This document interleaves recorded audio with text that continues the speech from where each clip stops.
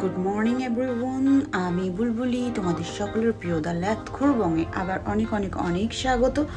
আমি অনেকদিন পরে তোমাদের সঙ্গে একটা ব্লগ শেয়ার করতে চলেছি, যেটা হচ্ছে ইউকে থেকে।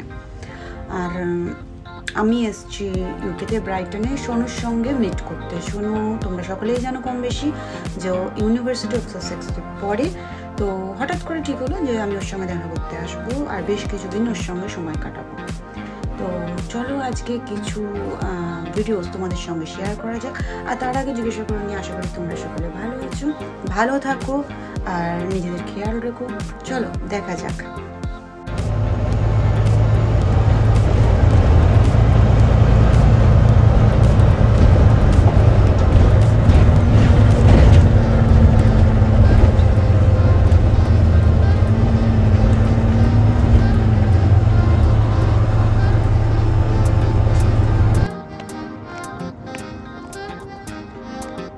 বন্ধুরা, এটাই হচ্ছে সেই ইউনিভার্সিটি অফ সাসেক্স, যেটা আমি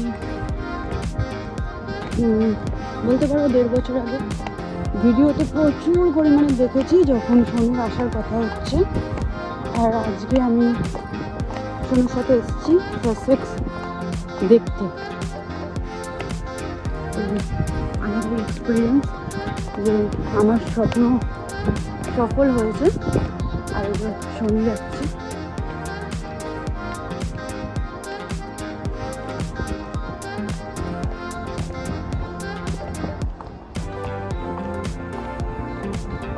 এটা ইউনিভার্সিটির একটা আলাদা শহর, বোঝা খুব মুশকিল। সত্যি বন্ধুরা, জীবনে কখনো ভাবতে পারিনি যে এরকমভাবে আমার স্বপ্ন সফল হয়ে যাবে। আমি প্রথমে সোনুকে পাঠাই আর তারপরে আমিও এখানে এসে হাজির হই। আজকে ওর ক্যাম্পাসে দেখতে এসেছি, বিশাল বড় ক্যাম্পাস।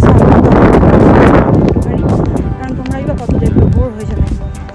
দুর্দান্ত হচ্ছে না, একটা সিটি পুরো বসে আছে, কি সুন্দর, তোমাদের কি বলবো, দেখো দুর্দান্ত সব জায়গা। তো এরকম আরও ভালো ভিডিও তোমাদের সামনে আমি আনবো আগামী দিনে, যতদিন আমি ইউকেতে অন্তত আছি। তো দেখতে থাকো, আশা করি তোমাদের ভালো লাগবে।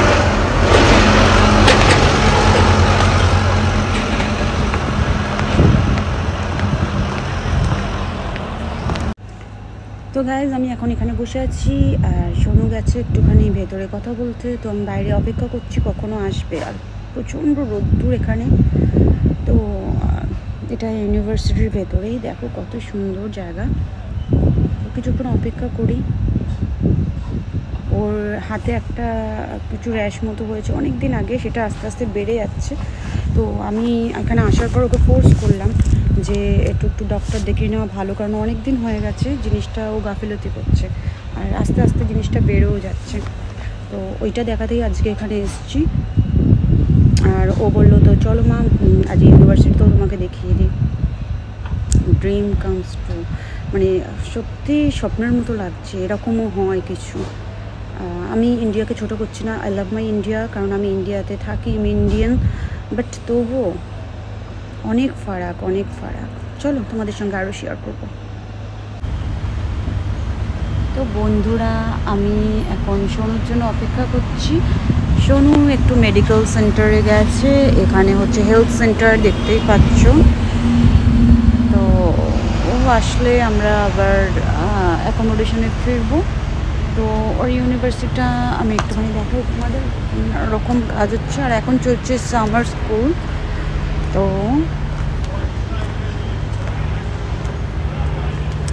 দেখছো কত বড়।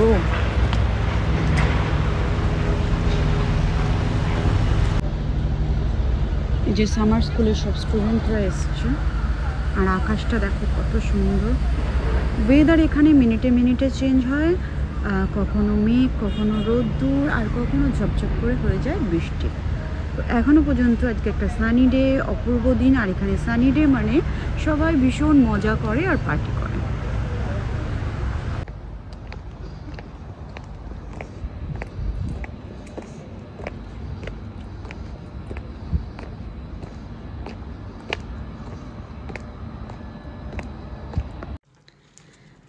তো বন্ধুরা, তোমাদের সঙ্গে আমি শেয়ার করলাম সোনুর ইউনিভার্সিটির কিছু দৃশ্য।